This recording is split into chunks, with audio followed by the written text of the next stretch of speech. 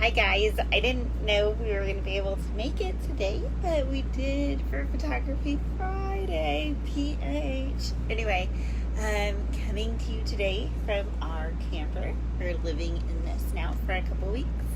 And it's funny because it's a small tube, and probably it looks like how is that fun for you guys to all be in a small tube together, but I don't know, we love it.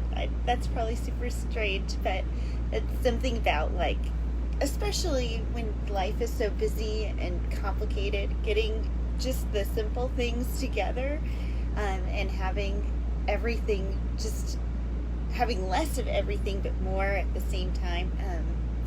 I think that is why we like it. I don't know, it's silly. Anyway, it does get a little tight though, I'm not gonna lie, and with the two dogs, the dog hair is out of control. So that vacuum gets whipped out every day. But I would love to talk to you guys from outside, but it's like 98 degrees right now and a little windy. Welcome to May in Oklahoma. So we're here. But I just thought, today I was thinking about things that might be helpful for you all, especially for those who are really starting out and trying to get interested. And I know that sometimes when I start on new things, if I find a small error or I run into a small problem, it can really just make me not want to learn anymore. And that can become a really big roadblock. I think that is another metaphor for life. Sometimes little problems become huge roadblocks in our lives, and I want to remove those roadblocks for you. So I just thought this would be a really short one about some really common things that can go wrong with your camera, that can really tick you off and make you never want to pick it up again. So the first one I have, and I'm going to tell you, I've done all of these things, and I was like Googling it, couldn't figure it out until it was like, oh, duh. That was silly. The first problem I ever had that really made me feel like I was losing my mind was that everything through my viewfinder started to look really fuzzy. But the pictures were looking okay when I looked back at the pictures, but it was like I would get these intense headaches. Things weren't quite crisp. I wasn't sure I was cleaning it all the time. I wasn't sure what was going on, what part of the camera was broken. Guess what? None of the camera was broken. There is, and this helps if you wear glasses but you don't want to wear them while you're taking pictures, there is a focus knob for your viewfinder. It's usually right up here, right by the viewfinder, and it's super easy to ding it and get your viewfinder out of focus for you. And that can kill you. It can make you never want to look through that viewfinder again. So if that ever happens, look at your viewfinder focus and figure that one, and that's probably what it is.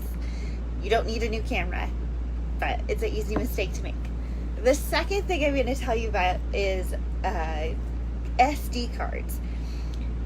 First off, SD cards. Okay, back up. People will try to tell you you need to buy like the biggest 100 gig SD card. I would really advise you not to do that. I only have, the largest ones I have are 32 gigs.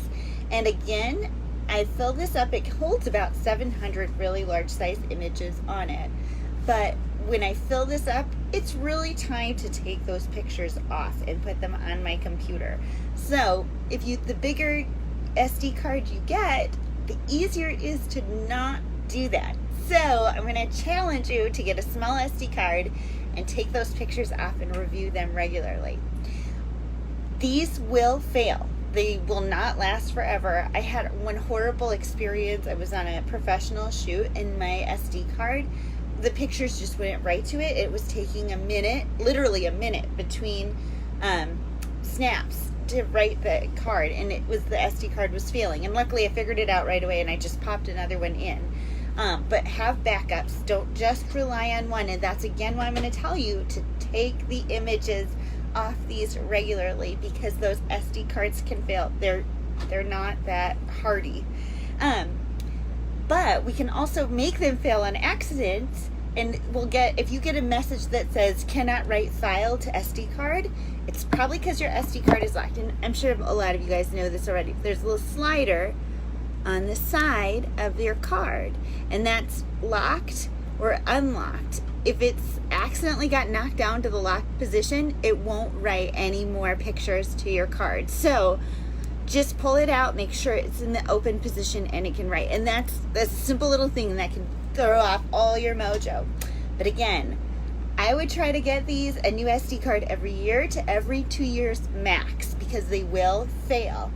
So check that out. And then if you ever have a problem when it won't write, it's probably because that little silly lock button is on. The last thing is white balance. So sometimes you could be taking pictures and the colors look really funky. They just look off, or there's a weird cast to them. And that is probably because your white balance, which is probably set on auto right now, and that is totally okay, but it could be easy to knock that into a different mode.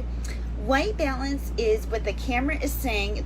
It's a true color system, right? So a white balance is what white looks like in different light conditions.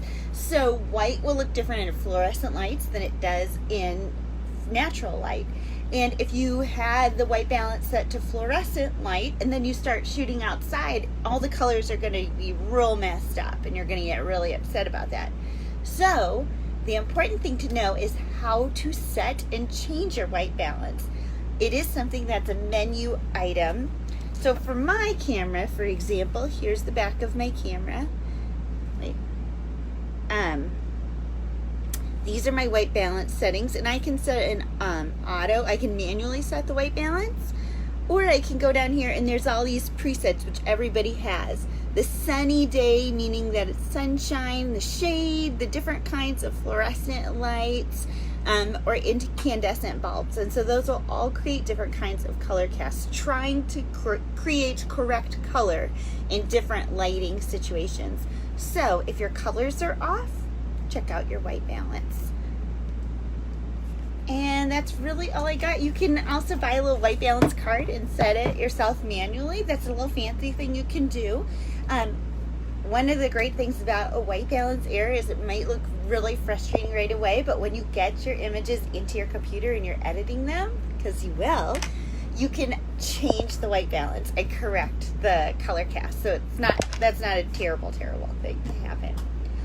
Anyway, those are the really big 3 obstacles that I was thinking about that were like, I never want to take a picture again. I need a new camera.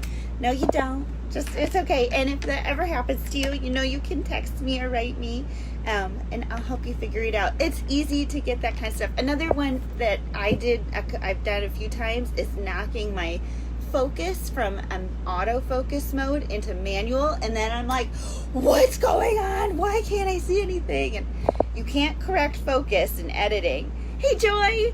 But you can just double check to make sure your focus mode is what you meant it to be. So, and for mine, it's easy to do because this is my change right here. And a lot of you guys might have another little knob over by your lens. That's an easy thing to knock out of place and make you feel like I have to buy a new lens.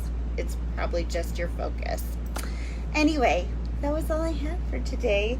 I'm gonna go try to stay cool. I hope you guys are having a good May. Everyone is staying safe and healthy. I'm not sure we'll be able to make it next week because we'll be driving probably. So I'll try to touch base with you all as soon as I can. I hope these are helpful. Let me know if you have any questions. Take care, everybody.